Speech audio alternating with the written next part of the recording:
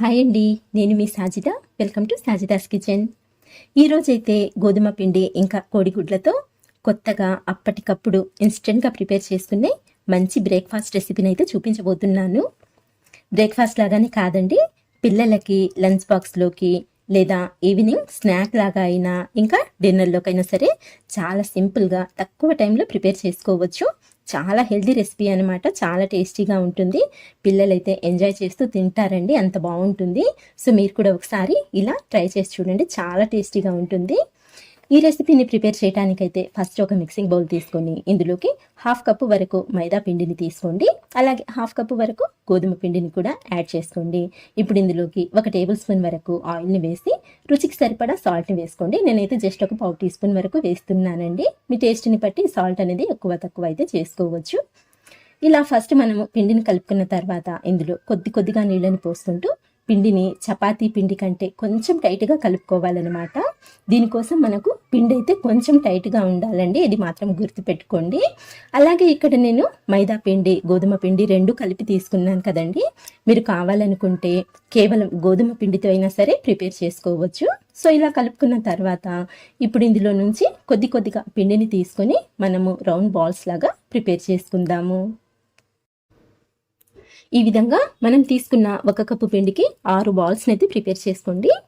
ఇప్పుడు మనం వీటిని తీసి ఫస్ట్ అయితే ఇలా రౌండ్గా చేసుకుందాము. ఇలా రౌండ్గా చేసుకున్న తర్వాత ఇప్పుడు ఒక్కొక్క బాల్ని తీసుకొని ఫస్ట్ అయితే కొంచెం పొడి పిండిని అప్లై చేసుకొని తర్వాత దీన్ని పూరిలాగా ఒత్తుకోవాలన్నమాట.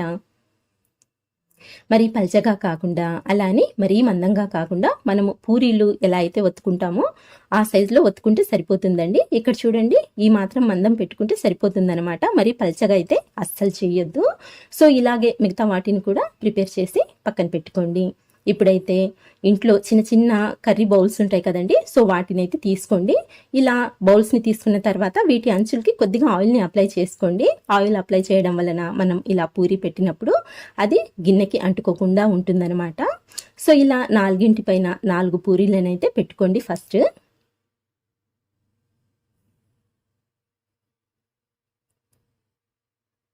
ఇలా మనము పూరీలని పెట్టుకున్న తర్వాత ఇప్పుడు 4 కోడిగుడ్లని తీసుకొని ఒక్కొక్క గిన్నెలోకి ఒక్కొక్క కోడిగుడ్డుని ఈ విధంగా బీట్ చేసి వేసుకోవాలి. చాలా సింపుల్గా ప్రిపేర్ చేసుకోవచ్చండి. మనం పూరీ కర్రీ చేసుకోలేము అన్నప్పుడు ఇలా ఇన్స్టెంట్గా ఈ రెసిపీని అయితే ప్రిపేర్ చేసుకోవచ్చు. చాలా ఫాస్ట్గా అయిపోతుంది, టేస్ట్ అయితే చాలా బాగుంటుంది. సో ఇలా గుడ్లను వేసుకున్న తర్వాత ఇప్పుడు ఇందులోకి సన్నగా కట్ చేసుకున్న ఉల్లిపాయ ముక్కల్ని ఇలా కొద్దిగా అంటే 1 టీ స్పూన్ వరకు వేసుకోండి. ఒక్కొక్క గిన్నెలోకి 1 టీ స్పూన్ వరకు ఉల్లిపాయ ముక్కల్ని వేసుకోండి. తర్వాత సన్నగా తరిగిన పచ్చిమిరపకాయల్ని 4 లేదా 5 ముక్కల్ని వేసుకోండి. లేదా మీకు కారం ఎక్కువగా తినాలనిపిస్తే కొంచెం ఎక్కువైనా వేసుకోవచ్చండి ఈ కారం అనేది. సో ఇలా పచ్చిమిర్చిని కూడా యాడ్ చేసిన తర్వాత ఇప్పుడు ఇందులోకి సన్నగా కట్ చేసుకున్న టమాటా ముక్కల్ని కూడా ఒక 4 లేదా 5 వరకు వేసుకోండి. లోపల గింజల్ని తీసి పై పార్ట్ వరకు వేసుకోండి, బాగుంటుంది. నెక్స్ట్ వచ్చేసి సన్నగా తరిగిన క్యారెట్ 1 టేబుల్ స్పూన్ వరకు ఈ క్యారెట్ తురుముని కూడా ఒక్కొక్క గిన్నెలోకి యాడ్ చేసుకోవాలన్నమాట. ఇలా క్యారెట్ని కూడా వేసిన తర్వాత చిటికెడంతా ఉప్పుని కూడా ఈ విధంగా స్ప్రింకిల్ చేసుకోండి. లేదా మీరు తినే టేస్ట్ని బట్టి సాల్ట్ అనేది అడ్జస్ట్ చేసుకోవచ్చండి. తర్వాత సన్నగా తరిగిన కొత్తిమీరని కూడా ఒక్కొక్క టేబుల్ స్పూన్ లెక్కన ఒక్కొక్క గిన్నెలోకి యాడ్ చేసుకోవాలి. కొత్తిమీర ఫ్లేవర్ అయితే చాలా బాగుంటుందండి ఇందులోకి. ఇప్పుడు తురుముకున్న చీజ్ని తీసుకోండి. ఈ చీజ్ని కూడా ఒక్కొక్క గిన్నెలోకి ఒక్కొక్క టేబుల్ స్పూన్ లేదా 2 టేబుల్ స్పూన్ల వరకైనా యాడ్ చేసుకోవచ్చండి. నేను ఇక్కడ మోజరెల్లా చీజ్ తీసుకున్నాను. మీ దగ్గర ఏ చీజ్ ఉంటే ఆ చీజ్ని అయితే తీసుకోండి. ఇలా చీజ్ని వేసుకున్న తర్వాత దీనిపైన చిల్లీ ఫ్లేక్స్ని ఈ విధంగా స్ప్రింకిల్ చేసుకోండి. ఇంకా ఫైనల్గా చిటికెడంతా మిరియాల పొడిని కూడా స్ప్రింకిల్ చేసుకోండి. ఫ్లేవర్ చాలా బాగుంటుందండి. ఇలా ఈ స్పైసెస్ అన్నింటిని యాడ్ చేసిన తర్వాత ఇప్పుడైతే వీటిని మనము కవర్ చేసుకుందాము.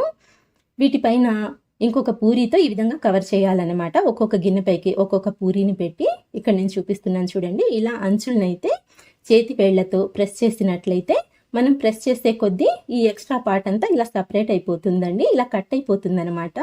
సో ఇలా ఎక్స్ట్రా పార్ట్ని తీసేయండి. తీసేసి దీన్ని రౌండ్గా బాల్ లాగా ప్రిపేర్ చేసుకొని దీంతో పూరీని అయితే ఒత్తుకోవచ్చండి. పూరీని ఒత్తుకున్న తర్వాత మనము ఇంకొక గిన్నెకి కవర్ చేసుకోవాలి. ఇదే విధంగా అన్నింటినీ ప్రిపేర్ చేసుకోవాలన్నమాట. సేమ్ ప్రాసెస్ అండి.